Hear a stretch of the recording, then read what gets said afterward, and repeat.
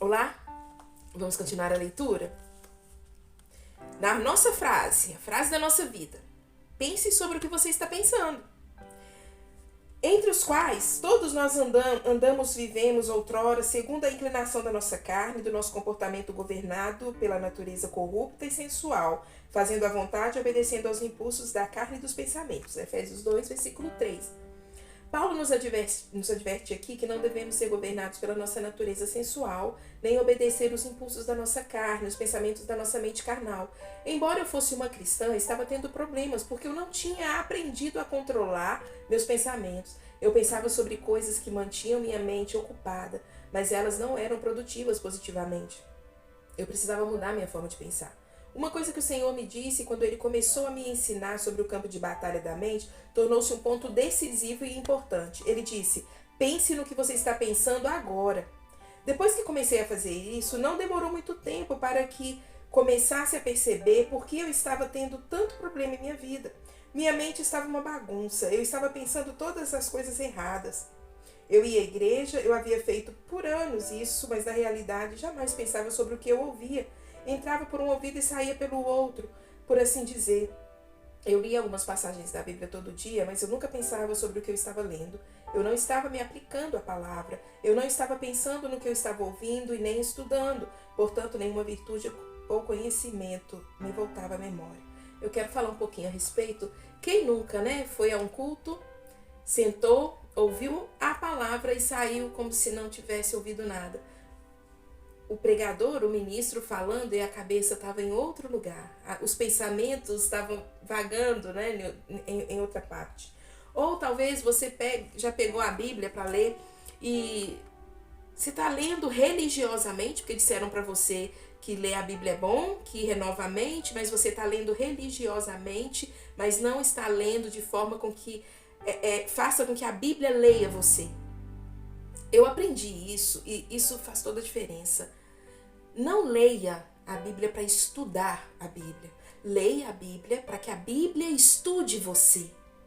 Para que a Bíblia estude aquilo que precisa ser transformado em você, sabe? Aí muda tudo, aí muda totalmente o efeito que a palavra vai fazer sobre a sua vida. Porque você não vai estar lendo por obrigação, você não vai estar lendo por religiosidade, você vai estar lendo porque você está ciente de que algo em você precisa mudar e que a palavra de Deus é que vai fazer isso. Vai te dar direção para esta mudança. Continuando, medite nas obras de Deus. O salmista Davi falava frequentemente a respeito da meditação em todas as obras maravilhosas do Senhor, os poderosos atos de Deus. Ele disse que pensava no nome do Senhor, na misericórdia de Deus e em muitas outras coisas correlatas. Quando ele estava se sentindo deprimido, escreveu no Salmo 143, versículo 5 o seguinte: por isso, dentro de mim, envolto em trevas, esmureço o meu espírito e está oprimido, e o coração dentro do peito se vê turbado. Lembro-me dos dias de outrora, penso em todos os teus feitos e considero nas obras das tuas mãos. Vemos nessa passagem que a resposta de Davi aos seus sentimentos de depressão e melancolia não era meditar no problema. Em vez disso, ele literalmente se sobrepunha, ele se colocava acima do problema. Em vez disso, ele literalmente se colocava acima do problema. Pensa nisso. Davi, ele que fala que quando ele estava lá no Salmo 143, versículo 5, quando ele estava deprimido mesmo, ele diz aqui que o espírito, que ele estava envolto em trevas, ele estava deprimido, ele trazia à memória os feitos do Senhor na vida dele. Ele não trazia à memória dele o que fizeram contra ele no passado, ele não trazia qualquer coisa na memória dele, ele trazia na memória dele aquilo que o Senhor já havia feito. Aí ele tinha a esperança de que assim como Deus fez no passado, Deus faria novamente ali naquele tempo de dor. Escolhendo lembrar-se dos bons tempos dos dias passados. Então não era qualquer coisa que ele pensava, era nos bons tempos dos dias passados. Considerando os feitos de Deus e as obras das suas mãos, em outras palavras, ele pensava em alguma coisa boa e isso ajudava a superar a depressão. Jamais se esqueça disso, sua mente desempenha papel importante na sua vitória. Sei que é o poder do Espírito Santo trabalhando por meio da palavra de Deus que traz vitória à nossa vida. Mas uma grande parte do trabalho que precisa ser feito é alinharmos nossa forma de pensar com a de Deus e com a sua palavra. Se nos recusarmos a fazer isso ou escolhermos pensar que é sem importância, jamais experimentaremos vitória. Transforma-se mediante a renovação da sua mente. E não vos conformeis com este século, com este mundo moldado e adaptado aos seus costumes superficiais externos, mas transformai-vos pela completa renovação da vossa mente, pelos seus novos ideais e sua nova atitude, para que experimenteis por vós mesmos qual seja a boa, agradável e perfeita vontade de Deus, o que é bom, aceitável e perfeito à vista de Deus para vós. Romanos 12, versículo 2. Nessa passagem o apóstolo Paulo está dizendo que se quisermos ver a boa e perfeita vontade de Deus provada em nossa vida, podemos, se tivermos nossa mente renovada. Renovada a quê? Renovada a forma de pensar de Deus. Por esse processo de nova forma de pensar, seremos mudados ou transformados naquilo que Deus quer que sejamos. Jesus fez essa transformação possível pela sua morte e ressurreição. Isso se torna uma realidade em nossa vida, por esse processo de renovação da mente. A esta altura, para evitar qualquer confusão, digo que a forma correta de pensar nada tem a ver com a salvação. A salvação é baseada unicamente no sangue de Jesus, sua morte na cruz e na sua ressurreição. Muitas pessoas estarão no céu porque elas verdadeiramente aceitaram Jesus como seu Salvador, mas muitas delas jamais andaram em vitória, nem desfrutaram o bom plano que Deus tinha para a vida delas, porque não tiveram a mente renovada de acordo com a palavra de Deus. Por anos eu fui uma dessas pessoas. Eu era nascida de novo, eu estava indo para o céu, eu ia à igreja e seguia uma forma de religião, mas na realidade eu não tinha vitória na minha vida. A razão disso é que eu estava pensando as coisas erradamente. Pense nessas coisas. Finalmente, irmãos, tudo que é verdadeiro, tudo que é respeitável, tudo que é digno de honra e decente, tudo que é justo, tudo que é puro, tudo que é amável, tudo que é de boa fama, agradável e gracioso, se alguma virtude, excelência há e se algum louvor existe, seja isso que ocupe os vossos pensamentos. Pensai, examinai cuidadosamente e considerai essas coisas. Fixai vossas mentes nela. Filipenses 4, versículo 8. A Bíblia apresenta muitas instruções detalhadas sobre os tipos de coisa em que devemos pensar. Estou certa de que você pode ver nesta passagem que nós somos instruídos a pensar em coisas boas, coisas que irão construir e não destruir. Nossos pensamentos com certeza afetam nossas atitudes e a nossa disposição. Tudo o que o Senhor nos diz é para o nosso próprio bem. Ele sabe que nos fará felizes e o que nos fará infelizes. Quando uma pessoa está cheia de pensamentos errados, ela é infeliz e aprende, por experiência pessoal, que quando alguém está infeliz, acaba tornando outros infelizes também. Você deveria fazer uma pesquisa regularmente e perguntar-se sobre o que eu tenho pensado. Gaste algum tempo examinando seus pensamentos. Pensar sobre o que você está pensando é muito valioso porque Satanás leva as pessoas a pensar que a fonte de sua infelicidade ou problema é alguma coisa diferente do que realmente é. Ele quer que elas pensem que estão infelizes em virtude do que está acontecendo à sua volta ou à circunstância, mas a infelicidade deve-se, na verdade, ao que está acontecendo dentro delas, nos seus pensamentos. Por muitos anos, realmente acreditei que eu era infeliz por causa de coisas que os outros estavam fazendo ou não fazendo. Eu colocava a culpa da minha infelicidade em meu marido, em meus filhos. Se eles fossem diferentes, se eles fossem mais atentos às minhas necessidades, se eles me ajudassem mais em casa, então eu pensava, eu seria feliz. Era uma coisa ou outra por anos. Finalmente decidi encarar a verdade, que nenhuma dessas coisas tinha de me fazer infeliz, se eu escolhesse ter a atitude correta. Eram meus pensamentos que estavam me fazendo infeliz. Digo-lhe pela última vez, pense sobre o que você está pensando. Você pode localizar alguns dos seus problemas e colocar-se a caminho da liberdade muito rapidamente. Então,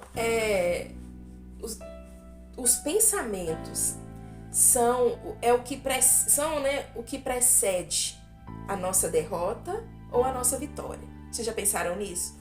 Não existe nenhum pecado que vem de uma hora para outra. Sempre começa nos pensamentos. A leitura começou falando sobre a sensualidade, os pensamentos sensuais. Eu vou falar para vocês, agora é hora da gente deixar de hipocrisia e falarmos a verdade. Vamos falar a verdade? A obra da carne, as coisas carnais não são ruins, não. O pecado não é ruim.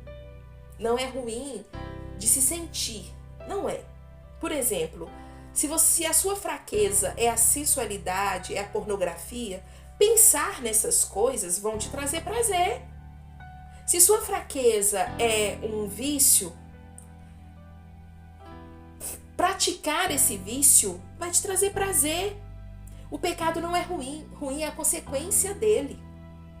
Esses prazeres que a carne gosta não são ruins.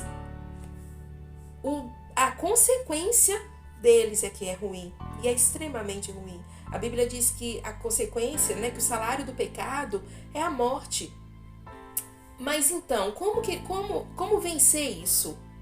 Pensando sobre o que estamos pensando, e não é qualquer pensamento que vai substituir esses desejos da carne, não, sabia? Não é qualquer pensamento que vai ajudar você a vencer. São os pensamentos de Deus que vão te ajudar a vencer. É a substituição do seu pensamento dos seus pensamentos carnais ou dos seus pensamentos destrutivos, de depressão, de opressão, de vícios, de carnalidade. Isso não são qualquer pensamento que vai substituir isso, não. Sabe de uma coisa? Lá em Lucas, no capítulo 4, nos conta que Jesus, ele subiu ao deserto para ser tentado pelo diabo. Jesus ficou 40 dias e 40 noites ali, sem comer, em jejum, e no último dia, ele estava com fome. A Bíblia deixa isso muito claro, que ele sentiu fome. E onde que o diabo tentou Jesus? Na fraqueza que ele estava ali, na sua fome. Se tu és mesmo filho de Deus, transforma essa pedra em pão e coma. Como que Jesus respondeu a todas as tentações que o diabo lançou sobre ele? Jesus não falou, olha, Satanás, eu acho que é assim, eu acho. Não. Ele respondeu, está escrito, nem só de pão viverá o homem. Em todas as tentações que o diabo lançava contra Jesus, Jesus respondia com, está escrito. Aí eu venho e pergunto para você, o que você sabe do que está escrito que vai te ajudar a vencer a tentação que você está passando? Porque é citando isso, é jogando isso na cara do inimigo e é citando isso para você mesmo, trazendo como substituição dos seus pensamentos que você vai vencer. Então você precisa saber o que está escrito. Você precisa saber o que a palavra do Senhor diz a respeito daquilo que você está vivendo.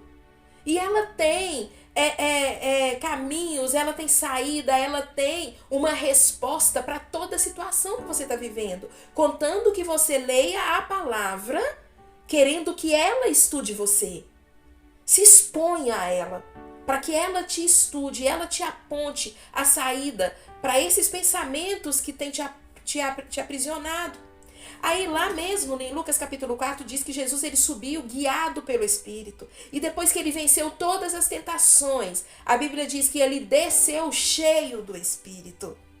Então, se você se deixar ser guiada pelo Espírito no momento de fraqueza, da sua fraqueza, seja ela qual for, se você permitir que o Espírito Santo te guie para a libertação dela, você vai sair dela cheio do Espírito. Cheio do Espírito. Vale muito a pena você substituir seus pensamentos de prisão, seus pensamentos de opressão, seus pensamentos de tristeza, de depressão, de vícios, de maldade, porque às vezes a gente tem pensamento de maldade também, não temos? Às vezes nós temos pensamento de vingança. Às vezes nós precisamos olhar para dentro de nós o tempo todo e examinarmos qual que é a intenção do meu coração no que eu estou fazendo hoje. Porque às vezes a gente se pega com a intenção errada. Eu vou fazer essa atitude aqui, é boa essa atitude, mas por trás dela tem, fulano vai ver o que eu estou fazendo aqui. Sabe, essas coisazinhas, assim, que não agradam ao Senhor, mas que enche a carne de ego. Sabe? A Bíblia também tem resposta para isso. A palavra do Senhor tem resposta para isso. Então, olha, não é fácil. Nunca vai ser. Porque o que nós temos visível, o que nós vemos é a carne. O Espírito, ele não é visível. Então, essa luta entre a carne e o espírito, entre os pensamentos maldosos e os pensamentos do Senhor, essa guerra, ela acontece na nossa mente de forma que o que nós estamos vendo é a nossa carne. Então, é mais fácil de puxar para o que nós estamos vendo. Mas quando você mergulha na palavra para que ela estude você, você vai colocar as coisas nos seus devidos lugares, seus sentimentos vão ser colocados nos seus devidos lugares, as suas emoções vão ser trabalhadas a ponto de você ter respostas para todos os seus questionamentos internos, para todos os seus conflitos internos. Então, a leitura de hoje, ela nos impulsiona a estudarmos a Bíblia, não da forma que a gente sempre fez, com religiosidade, mas querendo que a Bíblia estude a gente. Eu disse isso aqui hoje umas 4 vezes, né? Mas talvez é porque a gente precisa colocar isso dentro da gente. Lermos a Bíblia para que ela nos estude, para que ela nos aponte. Sonda-me, ó Deus, olha só o que Davi falou. Sonda-me, ó Deus, conhece o meu coração, prova-me, conhece os meus pensamentos, e vê se há em mim caminho mau, e guia-me pelo teu caminho eterno. Foi isso que Davi falou.